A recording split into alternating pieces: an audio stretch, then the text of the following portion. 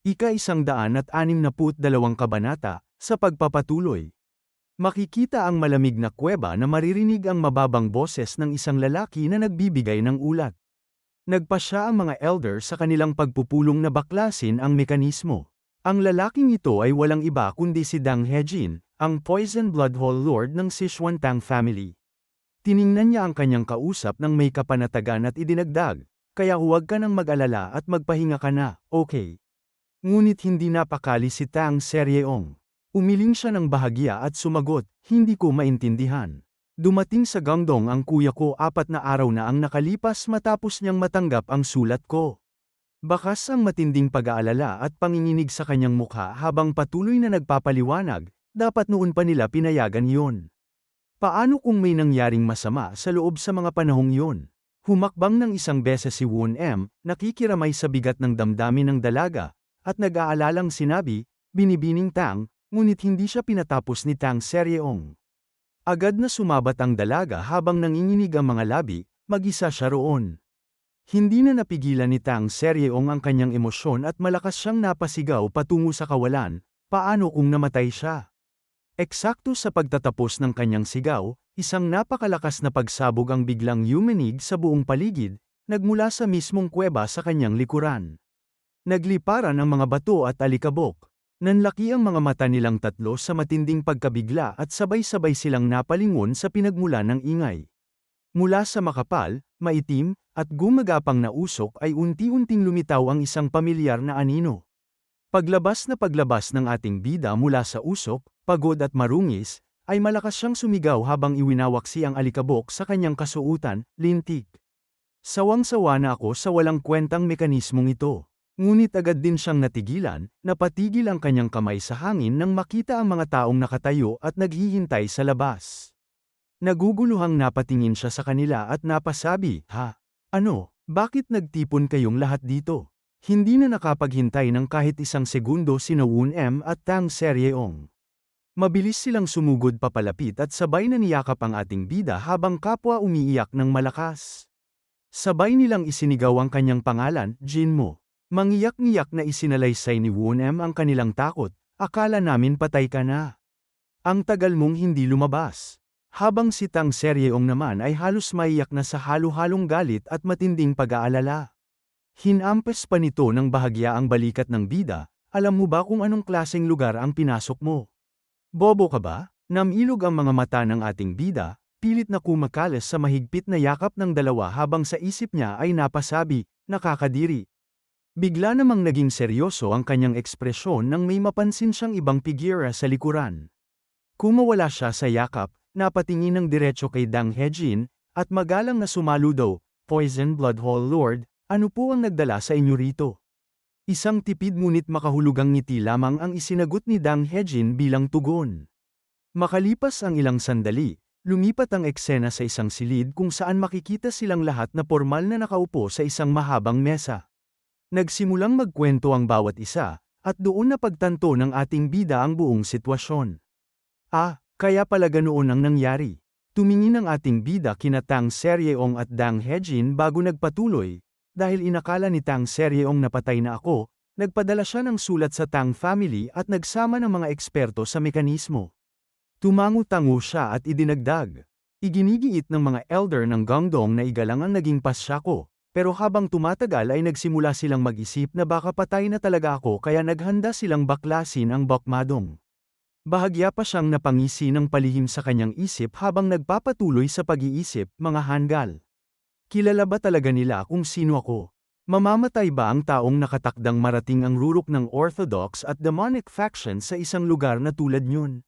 Bumasag sa kanyang pag-iisip ang boses ng sect leader na nakatingin sa kanya ng may pag-asa at nagtanong, kung ganoon, nakuha mo ba ang ipinunta mo roon? Simple namang sumagot ang ating bida habang nagbibigay ng tapat na ekspresyon, wala. Mukhang masyado akong umasa sa isang napakalumang lugar. Bakas ang pagkadismaya sa mukha ng sect leader, bahagyang nagulat, nakapanghihinayang naman. Ngunit bago pa man hamaba ang panghihinayang ng lahat, agad na hinugot ng ating bida ang isang espada mula sa kaluban nito. Ang talam ay kuminang sa loob ng silid habang sinasabi niya, pero may nakuha akong ganito. Natigilan ang sect leader na patitig sa hawak ng bida, ito ay. Nang mapansin ng sect leader ang mga sinaunang marka at karakter na nakaukit sa espada, bigla itong napasandal at napahalakhak ng napakalakas, hahaha. Ito pala ang nasa bakmadong. Kaya pala sinasabing may iniwang bagay roon. Nagtatakang tiningnan ng ating bida ang reaksyon ng matanda at nagtanong, kilala ninyo ba ang espadang ito? Masayang-masaya na kinuha ng sect leader ang espada mula sa bida, hinaplos ang talam nito, at sinabi, syempre. Ang pangalan ng espadang ito ay Ilwi. Ito ang personal na espada ni Myeongja, ang sect leader 4 na henerasyon na ang nakalipas. Tumingin siya sa malayo, inaalala ang kasaysayan, noon, matapos niyang likhain ng bakmadong sa hindi malamang dahilan, ipinasa niya ang posisyon bilang sect leader at tuluyang umalis sa Gangdong. Akala ko'y nawala na rin ang Ilwi sword kasabay ng kanyang pagwala. Tahimik lamang na tumugon ng ating bida gamit ang isang maikling ekspresyon, Pagkatapos ay napansin ng bida na ang mga elder sa paligid ay hindi maalis ang kanilang mga nanunurang mata sa espada. Sa kanyang isip ay napasabi siya, ang mga tingin na yan. Gusto nila ang espadang Ilwi. Bahagya siyang nainis sa kanyang sarili habang patuloy na nag-iisip, natural lang. Isa itong pamana ng mga naunang pinuno at bahagi ng kasaysayan ng Gangdong. Pero lintik naman. Ako ang nagsapalaran para makuha ito, tapos ngayon ay pinaglilihian nila. Huminga siya ng malalim at napabuntong hininga, pero siguro ay ayos lang. Sayang man ng kaunti, marami pa rin akong mapapala sa Gangdong. Tulad ng ikatlong minahan, o kaya ang ika-4, mas mabuting mag-iwan muna ako ng magandang impresyon. Inayos ng ating bida ang kanyang upo, tumingin ng diretso sa pinuno, at sinabi, sect leader. Ang Ilwi ay pag-aari ng Gangdong, kaya ibinabalik ko na ito. Isa itong pamana ng inyong mga ninuno at bahagi ng kasaysayan ng Gangdong, hindi ba? Ngumiti siya ng maluwag habang bahagyang nakapikit ang mga mata upang magpakita ng kababang loob. Natulala naman ang sect leader sa narinig. Ilang sandali pa ang lumipas at bigla itong humalakhak ng mas napakalakas pa kaysa kanina, hanggang sa mamula ang buong mukha at leeg nito sa kakatawa. Ikaw, ha. Sa tindi at lakas ng halakhak ng matanda ay halos damyugo ang tainga ng ating bida sa sakit. Napabuntong hininga na lamang siya sa kanyang isip habang pilit na nagtitiis, hay naku, lintik na yan. Nakapikit ngunit bakas ang labis na katuwaan sa mukha ng sect leader nang sabihin nitong, Jin mo, tunay kang kahanga-hangang tao. Kahit ang isang Daoistang naglalakad sa landas ng pagiging immortal, sa kaibuturan ng puso ay isa pa rin siyang martial artist. Patuloy namang nakakaramdam ng ugong at sakit ang tainga ng ating bida habang namumuti ang kanyang mga mata sa inis. Pagkatapos ng tawa ay dahan-daang ibinaba ng sect leader ang espada sa mesa at seryosong sinabi, nang makita kitang nanatiling kalmado sa harap ng isang napakadakilang espada, nahiya ako sa sarili ko dahil kahit sandali ay naghangad akong mapasakamay ang Ilwi. Tinitigan niya ang bida bago idinagdag, matagal nang nawala ang Ilwi. Kung hindi ka pumasok sa bakmadong, hindi na sana namin ito muling nakita. Mula pa noong sinaunang panahon, sinasabing ang mga spirit item ay may sarili nilang pinipiling amo, hindi ba? Muli siyang ngumiti at humalakhak ng mahina, lahat ng ito ay tadhana. Ang Ilwi ay sayo. Itinaas muli ng ating bida ang espada habang hinahayaan itong tamaan ng makinang na sinag ng araw. Sa isip niya, habang nakatitig sa magandang disenyo nito, ay napasabi siya, habang mas lalo ko siyang nakikilala. Mas lalo ko siyang nagugustuhan. Masaya pang idinagdag ng ating bida habang nakatingin sa espada na siya ang Wudang Sword. Panahon na para magkaroon siya ng isang espadang tunay na nararapat sa kanya. Maya-maya, biglang nagsalita si Dang Hejin upang kuhanin ang atensyon ng bida na sinabi na Jin mo, narito ka pala. Napalingon ng ating bida na Poison Bloodhole Lord. Magalang siyang yumuko bilang pagpupugay, aalis na po ba kayo? Tumango si Dang Hejin habang inaayos ang kanyang guwantes. Oo, muling nagsalita ang ating bida ng may paggalang, sana ay hindi nasayang ang pagpunta ninyo rito dahil sa akin. Ngumiti ng mainit si Dang Hejin at sumagot, hindi yun totoo. Ikaw ang tagapagligtas ng Tang family. Natural lamang na agad kaming pumunta anuman ang mangyari, kaya huwag kang mag-alala. Habang nag-uusap sila, biglang napasilip ang ating bida sa kabilang panig ng bakuran kung saan may nagaganap na kaguluhan na napasabi na pero, ano ang nangyayari roon? Napalingon din si Dang Hejin sa direksyong yon. Doon ay makikita si Tang Seryeong na literal na nakagapos ng mabibigat na kedena habang pilit at magaspang na isinasakay ng mga tauhan sa loob ng isang karwahe. Nagtatakang napasabi ang ating bida habang nakataas ang isang kilay, parang pamilyar ang eksenang ito. Habang pilit na nagpupumiglas at sumisipa, malakas na sumisigaw si Tang Seryeong, "Bitawan ninyo ako. Sabi kong bitawan ninyo ako. Mga lintik kayo, kriminal ba ako?" Napapikit na lamang si Dang Hejin sa hiya at ipinaliwanag ang totoong dahilan, tumakas siya matapos magnakaw ng napakaraming kayamanan ng pamilya nang walang pahintulot ng family head. Balak ko siyang isama pa uwi, pero kung ayaw mo, hindi ko siya dadalhin. Iyan din ang ipinag-utos ng aming ama. Narinig ito ni Tang Seryeong kaya lumingon siya sa ating bida, basang-basa ang mga mata at tila nagmamakaawang iligtas siya nito. Ngunit sa halip na tumulong, tumingin ang ating bida kay Dang Hejin at nakangiting sinabi, "Pakiusap, isama na ninyo siya." "Nakikiusap ako," nanlaki ang mga mata ni Tang Seryeong sa pagtataksil at agad siyang napasigaw ng ubod ng lakas, "Hoy!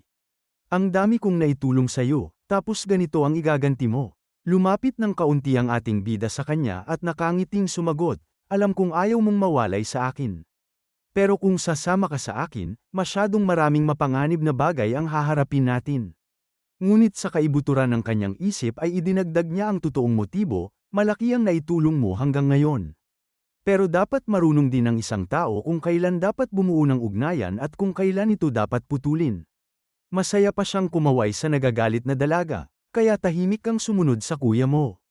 At sana, huwag na talaga tayong magkita ulit. Column. Sa sobrang inis at hiyang naramdaman ni Tang Seryeong ay halos sumabog ang kanyang mukha sa pulang-pula nitong kulay dahil sa galit. Ngunit bago pa man siya makasigaw muli upang magmura, malakas siyang pinalo ng kanyang kuya sa tuktok ng ulo. "Ikaw na batang ito, paano mo nagagawang bastyusin ang wudang sword?" Galit na bulyo ni Dang Hejin. Napaiyak si Tang Seryeong habang hawak ang kanyang ulo, Kuya. Hindi ganoon yon." Napahawak na lamang si Dang Hejin sa kanyang sariling noo, nakakaramdam ng matinding pagod, tahimik. "Dahil sa'yo, sumasakit na ang ulo ko. Pag-uwi natin, tandaan mong hindi ka na muling makakalabas ng bahay." Agad namang gumalaw ang mga tauhan upang busalan ang bibig ng dalaga. Agad na sinabi ni Tang Hejin sa mga tauhan niya na ano pa ang hinihintay ninyo. Busalan ninyo agad ang batang yan. Habang naghahaandang umaandar at paalis na ang karwahe, pinanood sila ng ating bida at napasabi sa kanyang sarili, tulad ng inaasahan kay Dang Hejin. Kahit sarili niyang kapatid ay wala siyang awa. Bago tuluyang sumakay sa kanyang sariling kabayo, nagpaalam si Dang Hejin, "Kung ganoon, Jin mo, mauuna na ako." Tumugon naman ang ating bida ng may paggalang, "Opo, Poison Blood Hall Lord." Humarap muli si Dang Hejin sa huling pagkakataon at sinabi, "Uulitin ko lang. Sinabi ng aming ama na palagi siyang papanig sa iyo. At hinding-hindi ituturing ng Tang family na mga estranghero ang wudang." Magalang at mababang yumuko ang ating bida, "Maraming salamat sa inyong sinabi." Nang tuluyan ng makalayo ang pangkat ng Tang family, lumapit si Won M sa gilid ng bida at nagtanong ng may pag-aalinlangan. Talaga bang ayos lang na paalisan siya ng ganoon? Nagtatakang napalingon ang ating bida, "Ha?"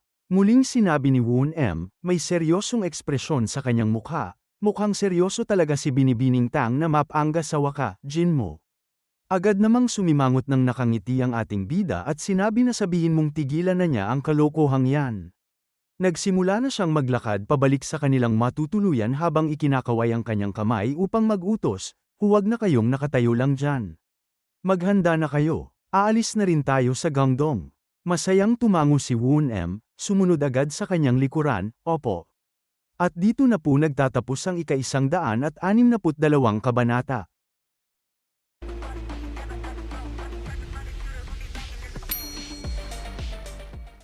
Ika-163 kabanata, sa pagpapatuloy. Sa labas ng bulwagan ng Gangdong, marahang yumuko ang ating bida upang magpaalam sa sect leader habang magalang na sinasabi, "Marami po akong natanggap na tulong sa pananatili ko rito. Napakalakas ang tawa ng sect leader habang maluwag na kumakawi ang kanyang kamay patungo sa bida, hahaha. Ano ba ang sinasabi mo? Ang Gangdong ang siyang mas maraming natanggap na tulong mula sa iyo. Bahagyang ngumiti ang ating bida habang sa loob ng kanyang isip ay taimtim siyang nagpapasalamat. Talagang kahanga-hanga ang pinuno ng pinakamayamang sekta ng mga Taoista. Dahil sa kanya, nakuha ko ang ikatlong bahagi ng Yangui Divine Art at maging ang bantog na espadang Ilwi. Hinding-hindi ko makakalimutan ang kabutihang ito. Ngunit sa kaibuturan ng kanyang mapanuring isip, may sumilay na mapanlinlang ng ngiti sa kanyang mga labi habang idinagdag, kapag dumating ang araw na babalikan ko ang Gangdong para kunin ang kayamanan nito. Siguro naman ay iiwanan ko siya ng kalahati ng ika-4 na minahan. Nabasag ang kanyang pag-iisip nang muling magsalita ang sect leader.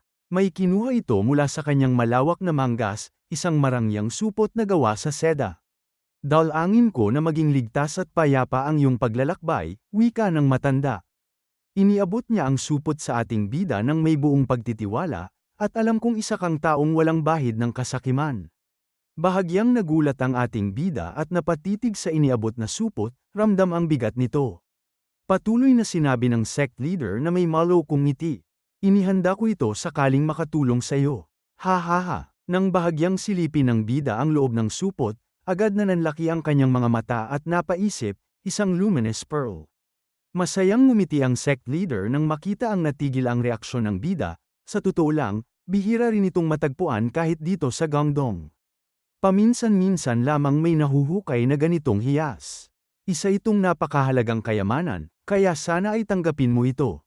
Bahagyang nanginig ang mga daliri ng ating bida habang pinipigilan ang nagbabadya nitong pagsigaw sa sobrang tuwa. Huminga siya ng malalim, sect leader, maraming salamat. Ngunit agad siyang pinigilan ng sect leader sa pamamagitan ng pagtaas ng kamay. Nakapikit itong ngumiti at sinabi, "Oh, huwag mo akong ipahiya, huwag mong tanggihan ang munting redyalong ito." Sa isip naman ng ating bida ay halos maglundag na siya sa galit, baliw ba ako para tumanggi? Siyempre tatanggapin ko ito, kung ikukumpara sa isang luminous pearl. Ang ginto ay parang dumilang ng aso. Halos manginig ang kanyang buong katawan sa labis na kasiyahan habang pilit na pinapanatili ang kanyang seryosong mukha, lintik, gusto ko nang ngumiti hanggang tainga. Pero kailangan kong magpigil. Isa akong tawista ng wudang. Hindi pwedeng halatang sobrang saya ko. Pinakalma niya ang kanyang nagmamadaling tibok ng puso bago yumuko ng napakagalang, lubos po akong nagpapasalamat. Samantala, kumikislap naman ang mga mata ng sect leader sa labis na paghanga habang pinagmamasdan ang disiplina ng bida. Sa isip ng matanda, tingnan mo ang ekspresyon ni Jin mo. Talagang walang bahid ng kasakiman. Kahit ang isang tanyag na espada ay nagawa niyang tanggihan ng walang pag-aalinlangan. Tunay ngang dakilang martial artist. Itinaas pa ng sect leader ang isang daliri habang nakangiting nagpatuloy sa kanyang pangaral, halika, tanggapin mo ito ng maluwag sa iyong kalooban. Hindi sapat ang pagpipigil lamang kung nais mong makamit ang mas matataas na bagay. Habang nangangaral ang matanda, mahigpit na ang kapit ng ating bida sa supot upang hindi ito mabitawan habang palihim na nainis sa kanyang isip, nagsimula na naman ang mahabang sermon ni sect leader. Gusto ko sanang sabihin, ano naman ngayon? Pero pakikinggan ko na lang siya sa pagkakataong ito. Bahagya siyang napangiti ng lihim, talagang isinasabuhay ng mga taong ito ang diwa ng pagiging tawista sa pamamagitan ng kanilang pagiging mapagbigay. Gangdong, kayo talaga ang mga punong walang sawang namumunga. Makalipas ang ilang sandali, makikita na ang ating bida at si Woon M na naglalakad sa gitna ng masukal na kagubatan. Sa pagkakataong ito, wala nang nakatinging mga elder kaya malayang namumula ang mukha ng ating bida habang napakalawak ng kanyang ngiti, yakap-yakap ang supot na naglalaman ng hiyas. Marami na akong balak paggastusan, kaya napapanahon talaga ang redyalong ito. Bulong niya sa sarili. Sa kanyang tabi, kumikinang si Woon M at mariing nakatingin sa kanya. Puno ng luha ng paghanga ang kanyang mga mata at sinabi na ngayon ko na talaga naiintindihan kung bakit labis na naaawa ang aking guro sa kalagayan ng wudang. Bahagyang lumiit ang ngiti ng ating bida, nawala ng gana sa biglaang drama ng kasama. Nagpatuloy si Woon M na nanginginig pa ang boses sa emosyon, sandali akong nalito noong pinili mong tulungan ang Chinungbang. Ngunit nang iligtas mo ang mga alagad ng Gangdong, ipinakita mo ang tunay na diwa ng pagsasakripisyo. At nang walang pag-aalinlangang isinauli mo ang bantog na espadang Ilwi. Ipinakita mo rin na wala kang anumang kasakiman. Unti-unting napangiwi ang mukha ng ating bida habang nakatingin sa tanggang paghanga ng kanyang kasama. Patuloy pa ring lumuluha sa bilib si Woon M, gaya nga ng inaasahan kay Jin Mo. Isang dakilang martial artist, at huwara ng isang tunay na tawista. Talagang tama ang naging pasya kung sundan ka. Kaya sana ay patuloy mo pa rin akong turuan sa hinaharap. Tipid at walang buhay ang naging tugon ng ating bida, oo. Oo. Habang muling ngumingiti ay tinanong siya ni Woon M. Saan naman tayo pupunta ngayon? Tumingin sa unahan ng ating bida at sumagot ng seryoso, sa Mount Hua, sa lalawigan ng Shanxi. Napahawak sa kanyang baba si Woon M, tila nagtatansya ng distansya, Mount Hua, napakalayo niyan. Pagkatapos ay masigla siyang tumalon ng bahagya at nagmungkahi, wala na rin tayong mga kabayo ngayon. Tatakbo na lang ba tayo? Nakapikit na umiling ang ating bida, tatakbo? Sa kanyang isip, napangisi siya, hindi ko maaaring pagtakbuhin ang tapat nating kasama na si Sam Ho. Pagkatapos ay itinuro niya ang daan sa unahan gamit ang kanyang nguso, tumingin ka roon. Sa kanilang harapan, may isang lalaking nakatayo at tila matagal nang naghihintay sa gitna ng mabatong daan. Habang papalapit sila ay unti-unting lumino ang mukha nito sa ilalim ng sikat ng araw. Bahagya itong nakayuko, naka-cross arms, at tila magalang na naghihintay sa kanilang pagdating. Napahawak sa kanyang batok si Woon M, naguguluhan, sino ang taong yon? Payapang sumagot ang ating bida nang hindi binabawasan ang bilis ng lakad, isang kakilala ko lang. Dagdag pa ng ating bida na ano pa ang ginagawa mo dyan? Bilis, sumakay na tayo. Sa isip naman ni Woon M, nagliwanag ang kanyang mukha, kung kakilala ni Jin Mo, ibig sabihin ay mabuting tao. Kaya agad siyang ngumiti at tumugon, nauunawaan ko. Maya-maya lamang, maririnig ang mabilis na yabag ng mga kabayo habang humaharurot ang isang marangyang karwahe patungo sa kanluran.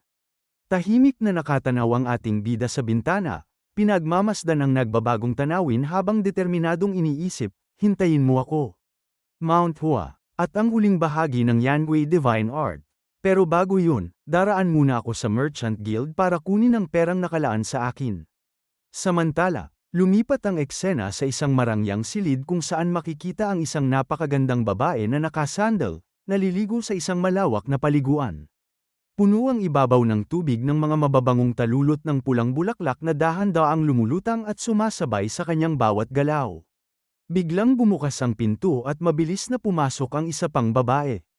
Agad na napalingon ang naliligo, nangingislap ang matatalim nitong mga mata, Inner Palace Lord. Kalmadong sumagot ang tinawag na Palace Lord, hindi man lang nababago ang marangyang tindig sa tubig, Biwa, ano yun? Bahagyang yumuko si Biwa, hingal na hingal bago nagsalita, may dumating pong mensahe mula sa Merchant Guild. Huminga ito ng malalim at nagpatuloy, binabantayan ng mga information hounds ng Beggar Sect ang lahat ng sangay ng Merchant Guild sa buong Central Plains. At habang ginagawa nila yon, nakatanggap kami ng ulat na dumating na sa Xi'an, Shanxi Province ang mga martial artist ng Yongbongguan.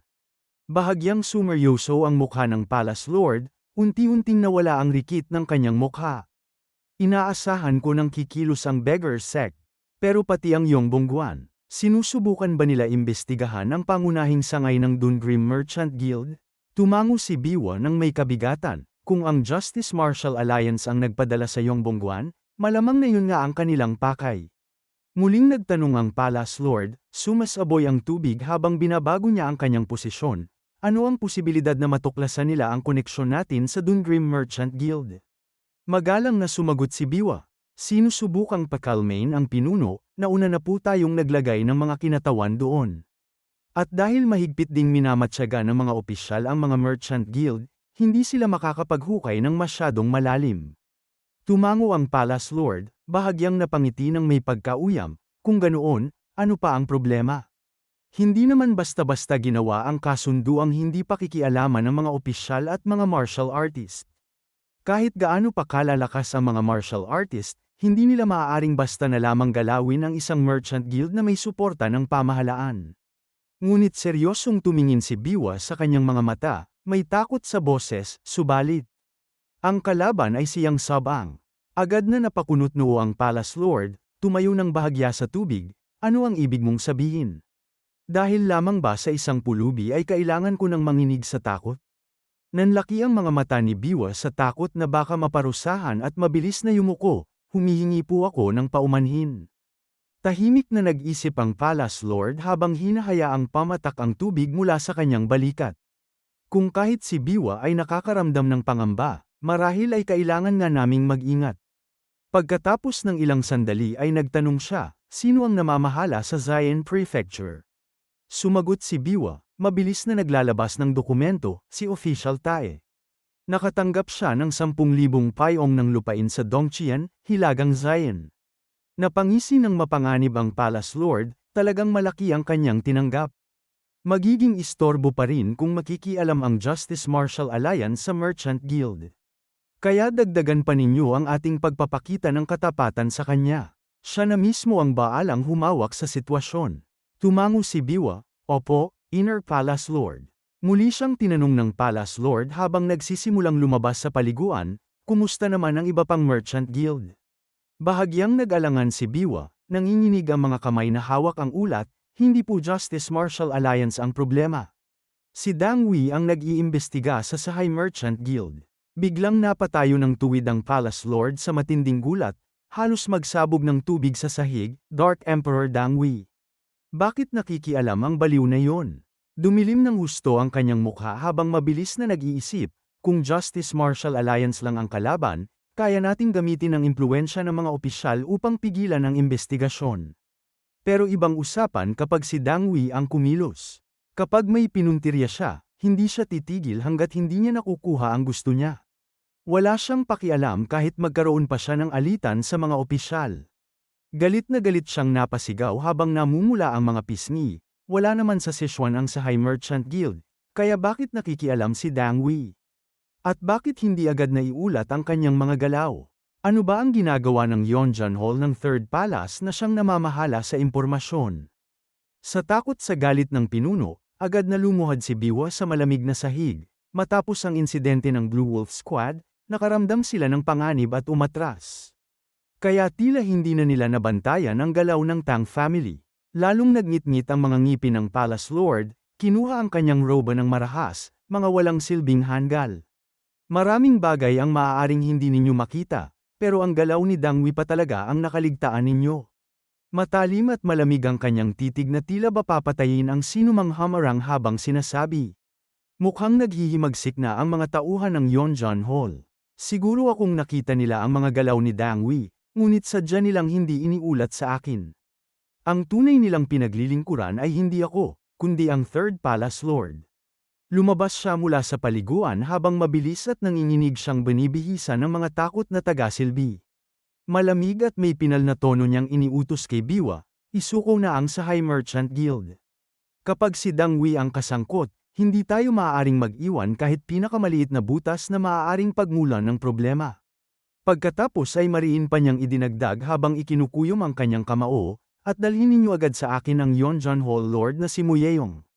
Agad na yumuko ng sagad si Biwa, opo. Matalim ang tingin ng Palace Lord sa kawalan habang malamig na nagwika bilang pagtatapos, mukhang nagsisimula na siyang maging hadlang sa landas ng ating Young Palace Lord. Kaya, kailangan na natin siyang alisin. At dito na po nagtatapos ang ika-163 kabanata.